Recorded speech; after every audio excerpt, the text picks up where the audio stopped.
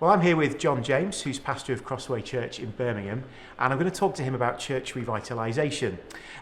First of all, I guess a good place to start, John, is what is church revitalisation? Yeah, it's a good question. I think really church revitalisation, certainly in our case, has been the turning of the page on the life of the church, a fresh start, a new beginning for the church, and one in which we've been consciously seeking to move from a church that is dying to one that is growing and is making disciples again. So it's been about the recovery of gospel ministry, the recovery of a frontier, gospel frontier, a mission field for us as a church. And yeah, it's involved all sorts of kind of intricate details to get us into that place. But that's it. Now, when you first came to the church, it was actually called Helier Chapel, wasn't it? Now you're Crossway Church. So a name change has completed the revitalisation, has it? Is that what you've decided? Yeah, I think we changed our name at Easter of this year, and it was pretty much 5 years into the project, and we felt really that it was a good way for us to mark the end of the process. So we'd done a lot of change, a lot had happened. We'd become a very different church at the end of it all, and I think we just felt it would be good sort of psychologically really, just to kind of say, look, we're something different, we're something new, and let's change the name. There were kind of historic reasons why we were called Helier Chapel. Those reasons didn't really apply anymore, and so it was good for us to kind of choose a new name together. Why did you decide to go for a revitalisation rather than a church planting project? Because I think you trained with church planting in mind, didn't you? Yeah, I think there was a sense in which I've always had on my heart kind of church planting and seen the need in Birmingham in particular. That's where I was a kind of student, that's where I was discipled a lot. And as I was kind of sent off to Bible college, I think just deep down I kind of thought, it'd be great to come back to the city, it'd be great to plant, and that would be a good thing to do.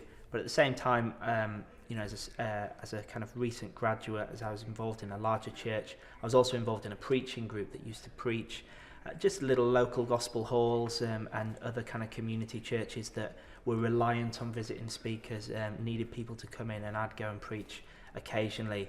And I just had a real heart for those churches. Every time I kind of went and preached at one of these churches, you could see that they were people who loved the Lord, they loved the Lord Jesus Christ, they loved his word, they loved their communities, but also there was a sense of kind of tiredness, perhaps lack of direction, running out of ideas really of how to kind of reconnect with their community.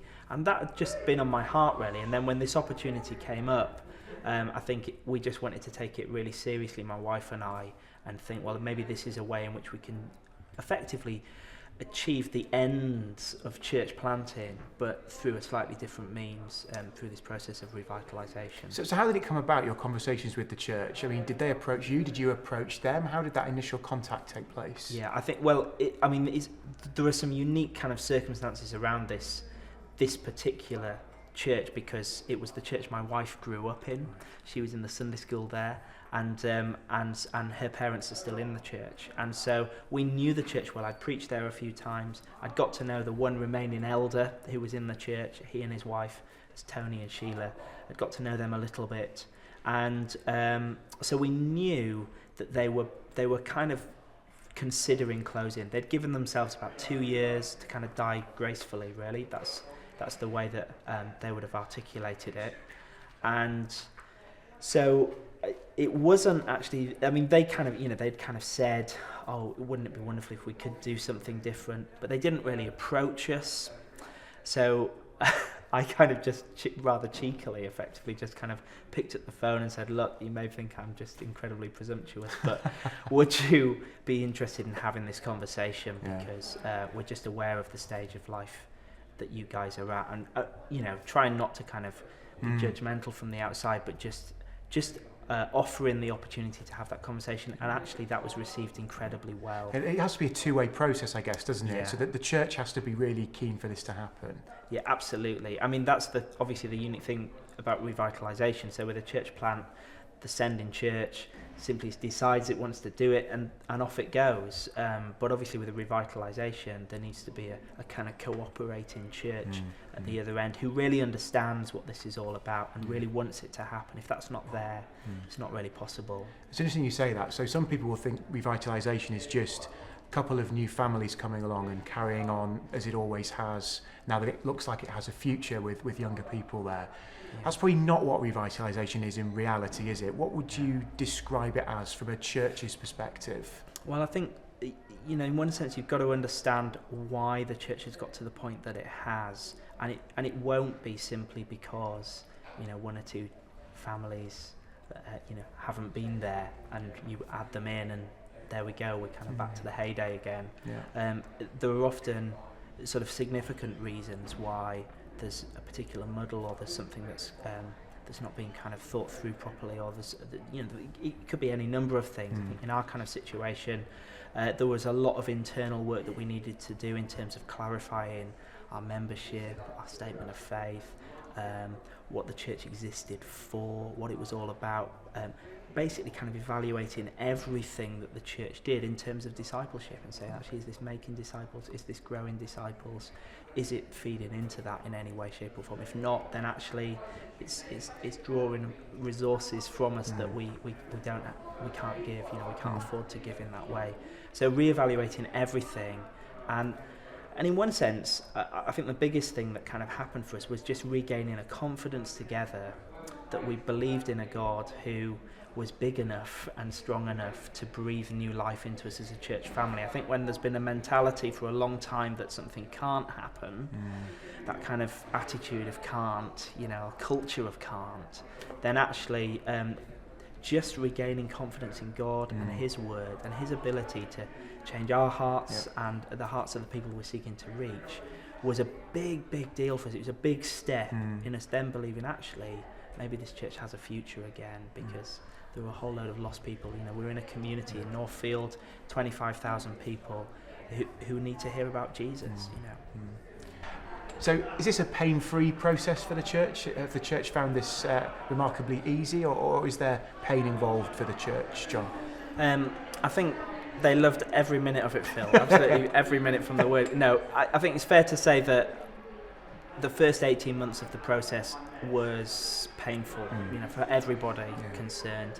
I think the reality of change is very different to just talking about the change that needs to happen. I guess kind of a year in, it was difficult to see the fruit of all of the hard work and the pain that we'd been kind of going through. And, we had folk who did leave, and that's quite hard, when you've kind of come and the kind of the mandate has been revitalisation and new life, and people are leaving the church. That's quite hard, actually. But I think there was about 18 months in, it was our second Christmas there. There was a real tangible sense that we were in a new place and we were a new church family together, and we had a very, very encouraging Christmas, I remember, and the atmosphere seemed to change. It seemed to be a sense that we realised again together that we were all in this together for the right reasons, and actually after that the next couple of years were a period of great blessing for us, and growth as well, and so it's been painful, but I think if you asked anyone now, they'd probably say it was worth it. And just tell us how many people you've baptised in the last couple of years? Well, we've baptised 19 people in the last few years, which has been absolutely wonderful. And probably, I haven't crunched the stats, but I think kind of probably half and half were folk that we didn't even realise were on the fringe of the church. There were kind of a hidden gospel frontier to us. I think that's one of the benefits of revitalisation, is that there were people with a history, connection with the church, perhaps family, friends of church members, who actually the church family, they loved praying for them. They were desperate to see them come to faith, and actually because there was something happening in the church, there was a renewed interest, and we were able to sort of, I guess, kind of take advantage of it. They were the kind of low-hanging fruit, really, of this kind of a thing. And then the other half were really as we reconnected with the local community and just saw God work in really wonderful ways. Fantastic. Now, what are the benefits then of revitalisation over, say, church planting? I think there are a number of benefits. I mean, I am basically just a massive fan of revitalisation. I'm not sure I would have said that 18 months in, but I think, actually what I've seen are just some unique benefits to the whole process. There are a number of benefits. I think one of them is that revitalisation has the benefit of building on the past. And the past, we talk about the past, it's like a dirty word, to talk about the past. But actually, of course, we're not the only generation that has sought to minister faithfully.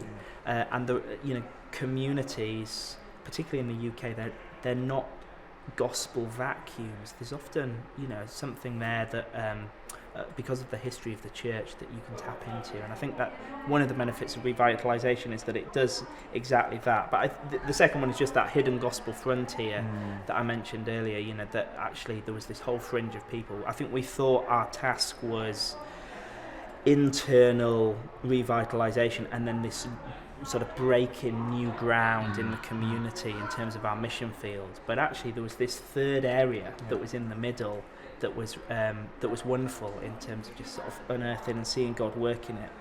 I think also it has the tremendous benefit of empowering forgotten believers. So I think we've got this guy he's our doorman, and he's a great character. He was converted years ago, decades ago, and he's a straightforward bloke. He was converted peeling potatoes in the back of the chip shop years ago. He stopped swearing, he stopped drinking, he stopped fighting, and came to faith in Jesus. And he's loyal to Jesus, he's loyal to his church, but his church was dying. And actually he's not the kind of guy who's going to jump on a bus and go somewhere else.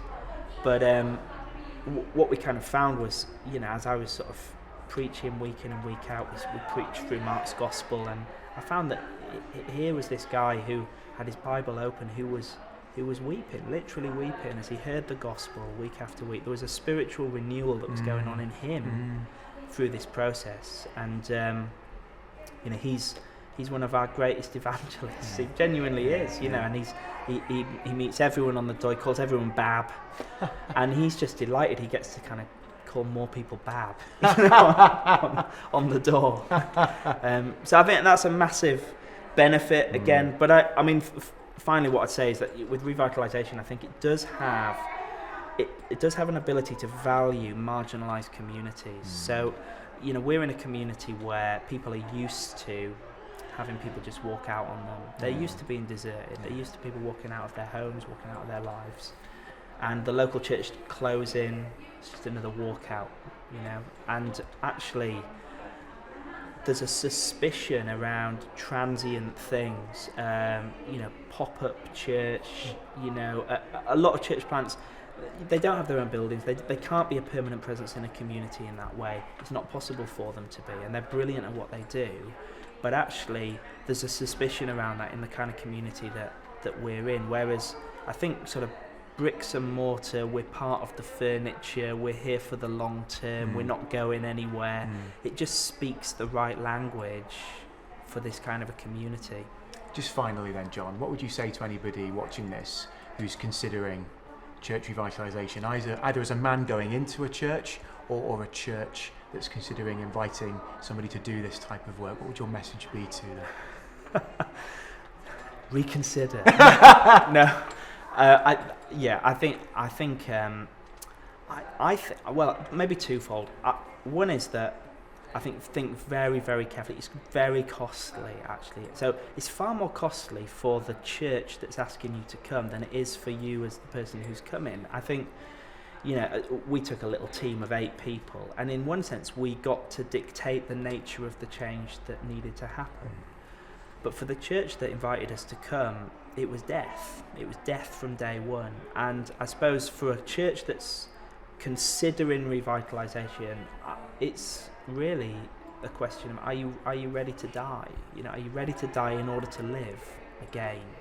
And it will be death in all kinds of different ways, and it may not be possible to predict all the ways that kind of death to self, death to our comfort, death to our own personal preference, all of the things that will look like. But it will look like a lot of things.